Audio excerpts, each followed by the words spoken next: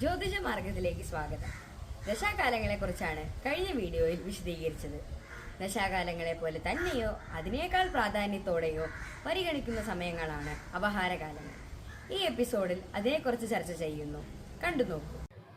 ശനിദശ ചില നക്ഷത്രക്കാർക്ക് അവരുടെ ജീവിതത്തിൽ വരാൻ സാധ്യതയില്ല എന്ന് കഴിഞ്ഞ എപ്പിസോഡ് ചൂണ്ടിക്കാണിച്ചപ്പോൾ പലരും സന്തോഷിച്ചിട്ടുണ്ടാവും.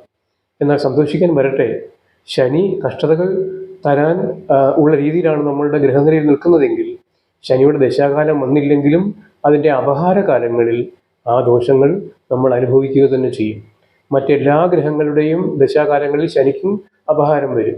ആ സമയത്ത് ഗുണമായാലും ദോഷമായാലും ശനി നൽകുക തന്നെ ചെയ്യും. ഇത് ശനിയുടെ മാത്രം കാര്യത്തിൽ ബാധകമല്ല, എല്ലാ ഗ്രഹങ്ങൾക്കും ബാധകമാണ്. അവയുടെ ദശാകാലങ്ങൾ വന്നില്ലെന്നുണ്ടെങ്കിൽ അവയുടെ അപഹാരകാലങ്ങളിൽ തീർച്ചയായും ഗുണമോ ദോഷമോ ആയ ഫലങ്ങൾ അവർ നൽകുക തന്നെ ചെയ്യും. അപ്പോൾ കഴിഞ്ഞ ഒരു എപ്പിസോഡിൽ നമ്മൾ ദശാകാലങ്ങളെക്കുറിച്ച് വളരെ വ്യക്തമായിട്ട് വിശദീകരിച്ചിട്ടുണ്ട്. ഈ എപ്പിസോഡിൽ നമുക്ക് അപഹാരകാലങ്ങളെക്കുറിച്ച് ചർച്ച ചെയ്യാം. എങ്ങനെയാണ് അപഹാരകാലങ്ങൾ കണ്ടുപിടിക്കേണ്ടത് എന്നുള്ളത്. ഈ ഒരു ദശാകാലത്തിനുള്ളിൽ തന്നെ മറ്റ് ഗ്രഹങ്ങളുടെ അപഹാരകാലങ്ങൾ വരുന്നത് നമുക്ക് വെറുതെ ഒന്ന് ആലോചിച്ച് നോക്കൂ. ഒരു 9 പേരടങ്ങുന്ന ഒരു സമിതിയിൽ നിന്നും ഒരാൾ മുഖ്യമന്ത്രിയാകുന്നു. ബാക്കി 8 പേർക്കും ചെറിയ ചെറിയ കാലയളവുകൾ ഉപമുഖ്യമന്ത്രിമാരായി അനുവാദം നൽകുന്നു. ഏതാണ്ട് അതേ രീതിയിൽ കണക്കാക്കാം. ഒരു ഗ്രഹത്തിൻ്റെ ദശാകാലം വരുമ്പോൾ മറ്റ് 8 ഗ്രഹങ്ങൾക്കും ചെറിയ ചെറിയ കാലയളവുകൾ അപഹാരകാലങ്ങളായി നൽകുന്നത്. ഇനി അപഹാരം എങ്ങനെയാണ് കണ്ടുപിടിക്കേണ്ടതെന്ന് നമുക്ക് നോക്കാം.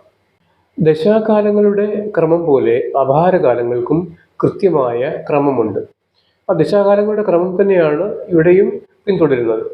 ഏത് ദശ എടുത്തു കഴിഞ്ഞാലും ആ ദശയിലെ ആദ്യത്തെ അപഹാരം ആ ഗ്രഹത്തിൻ്റെ തന്നെ ആയിരിക്കും.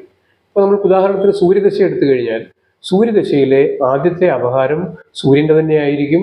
അതിനുശേഷം ചന്ദ്രൻ, ചൊവ്വ, രാഹു, വ്യാഴം, ശനി, ബുധൻ, കേതു, ഇത് കഴിഞ്ഞിട്ട് ശുക്രൻ്റെ അപഹാരത്തോടുകൂടി സൂര്യദശ അവസാനിക്കും.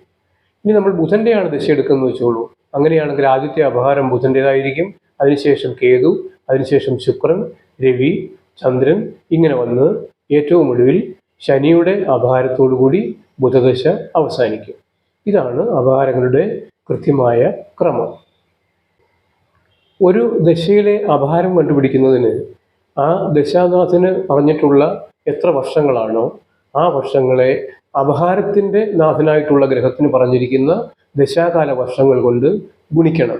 ഇങ്ങനെ ഗുണിച്ച് കിട്ടുന്ന സംഖ്യയുടെ ഒറ്റയുടെ സ്ഥാനത്ത് വരുന്ന സംഖ്യയെ 3 കൊണ്ട് ഗുണിച്ചാൽ ആ അപഹാരകാലത്തിലുള്ള ദിവസങ്ങളുടെ എണ്ണം കിട്ടും.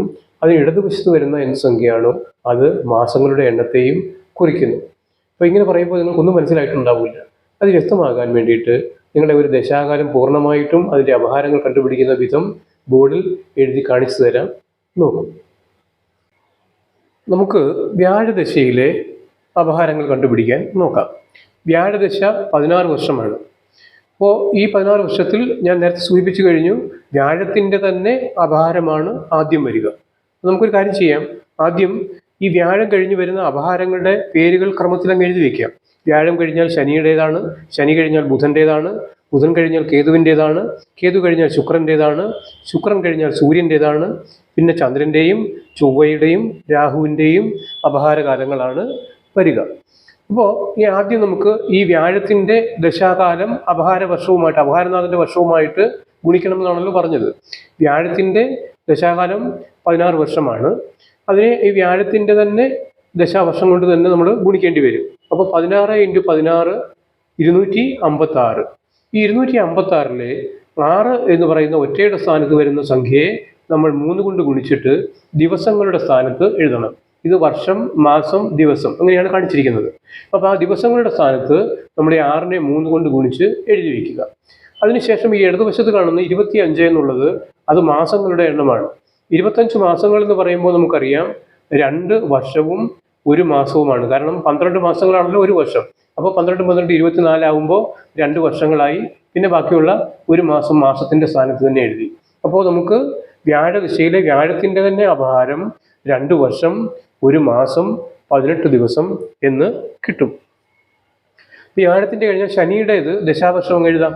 ശനിയുടെ ദശാവർഷം 19 അതിനെ ഈ വ്യാഴദശയുടെ ദശാകാലങ്ങൾ കൊണ്ട് തന്നെ നമ്മൾ ഗുണിക്കുന്നു. ഇങ്ങനെ ഗുണിക്കുമ്പോൾ 304 എന്ന് ഗുണനഫലം കിട്ടും. ഇവിടെ 4 ഒറ്റയുടെ സ്ഥാനത്ത് വരുന്നത്. ആ 4 നമ്മൾ 3 കൊണ്ട് ഗുണിച്ച് 12 എന്ന് ദിവസങ്ങളുടെ സ്ഥാനത്ത് എഴുതി വെച്ചു. ബാക്കി അവശേഷിക്കുന്നത് എന്താണ്? 30. ഈ 30 എന്ന് പറയുന്നത് മാസങ്ങളുടെ എണ്ണമാണ്. അപ്പോൾ 30 മാസങ്ങൾ എന്ന് പറയുമ്പോൾ നമുക്കറിയാം 2 വർഷവും 6 മാസവുമാണ്. അത് യഥാക്രമം വർഷത്തിൻ്റെയും മാസത്തിൻ്റെയും ഭാഗത്ത് എഴുതി വെച്ചു. പിന്നെയുള്ളത് എന്താണ്? ബുധദശയാണ്. ബുധദശയുടെ ദശാവർഷം, ബുധൻ്റെ ദശാവർഷം 17, വ്യാഴത്തിൻ്റെ ദശാവർഷം 16. അത് രണ്ടും കൂടി എഴുതി ഗുണിക്കുമ്പോൾ 272 എന്ന് കിട്ടും. 272ൻ്റെ ഒറ്റയുടെ സ്ഥാനത്തുള്ള 2 എന്ന് പറയുന്ന സംഖ്യയെ 3 കൊണ്ട് ഗുണിച്ച് നമ്മൾ ദിവസങ്ങളുടെ സ്ഥാനത്ത് എഴുതി 6 എന്ന് കിട്ടി. ബാക്കി അവശേഷിക്കുന്നത് 27. 27 മാസങ്ങളെന്ന് പറയുന്നത് 2 വർഷവും 3 മാസവുമാണ്. അപ്പോൾ അങ്ങനെ നമുക്ക് വ്യാഴദശയിലെ ബുധൻ്റെ അപഹാരം 2 വർഷം 3 മാസം 6 ദിവസം എന്ന് കിട്ടും. അടുത്തത് കേതുവാണ്. കേതുവിൻ്റെ ദശാവർഷം 7. അതിനെ 16 കൊണ്ട് തന്നെ, വ്യാഴത്തിൻ്റെ ദശാവർഷമായ 16 കൊണ്ട് തന്നെ ഗുണിക്കുന്നു. 112 എന്ന് കിട്ടും. 2നെ 3 കൊണ്ട് ഗുണിച്ച് നമ്മൾ 6 എന്ന് എഴുതി വെച്ചു. ബാക്കി അവശേഷിക്കുന്നത് 11. അത് വർഷങ്ങളിലേക്ക് നമുക്ക് എടുക്കാനില്ല. അതുകൊണ്ട് ആ മാസങ്ങളുടെ സ്ഥാനത്ത് തന്നെ എഴുതി വെച്ചു. വർഷങ്ങളുടെ സ്ഥാനത്ത് 0 എന്ന് അടയാളപ്പെടുത്തി. കേതുവിൻ്റേതാണെന്നുണ്ടെങ്കിൽ, കേതുവിൻ്റെയാണ് ഇപ്പോൾ നമ്മൾ പറഞ്ഞത്. ശുക്രൻ്റേത് 20 വർഷം ആണ് ദശാകാലം. അതിനെ വ്യാഴത്തിൻ്റെ ദശാകാലമായിട്ടുള്ള 16 കൊണ്ട് തന്നെ ഗുണിച്ചു. 320 എന്ന് ഗുണനഫലം കിട്ടി. അവിടെ ഒറ്റയുടെ സ്ഥാനത്ത് നമുക്ക് ഗുണിക്കാൻ 0 അതിനെ ഗുണിച്ചിട്ട് പ്രയോജനമില്ല. കാരണം 0 തന്നെ ആൻസർ വരുള്ളൂ. അത് അങ്ങനെ തന്നെ നമ്മൾ എഴുതി വെച്ചു. ദിവസങ്ങളുടെ സ്ഥാനത്ത് 00 എന്ന് എഴുതി വെച്ചു. പിന്നെ എന്താണ് അവശേഷിക്കുന്നത്? 32. 32 മാസങ്ങൾ എന്ന് പറയുമ്പോൾ എത്ര വർഷങ്ങളായി? 2 വർഷങ്ങളും 8 മാസങ്ങളുമായി.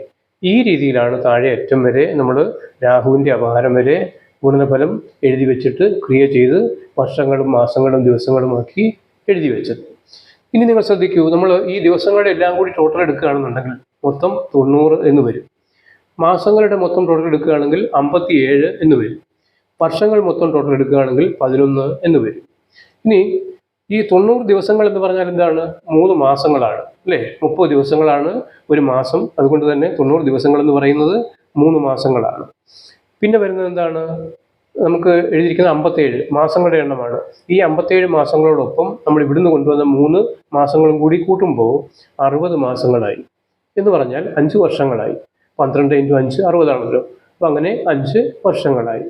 അപ്പോൾ ഈ നമ്മൾ കൂട്ടി വെച്ചിരിക്കുന്ന ഈ 11നോടൊപ്പം ആ 5 വർഷങ്ങളും കൂടി കൂട്ടുമ്പോൾ മൊത്തം 16 വർഷങ്ങൾ.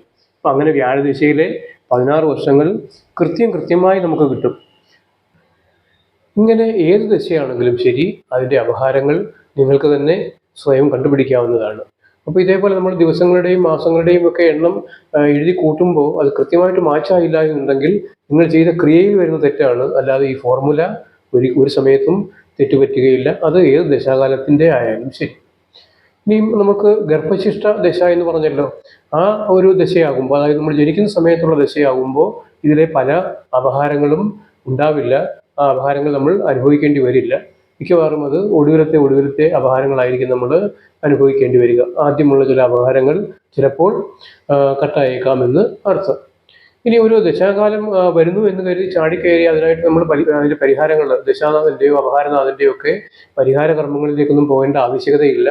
ഗ്രഹനിലയിൽ ഈ ഗ്രഹങ്ങൾ പ്രതികൂലമാണെങ്കിൽ മാത്രം നമ്മൾ പരിഹാരങ്ങളിലേക്ക് പോയാൽ മതി.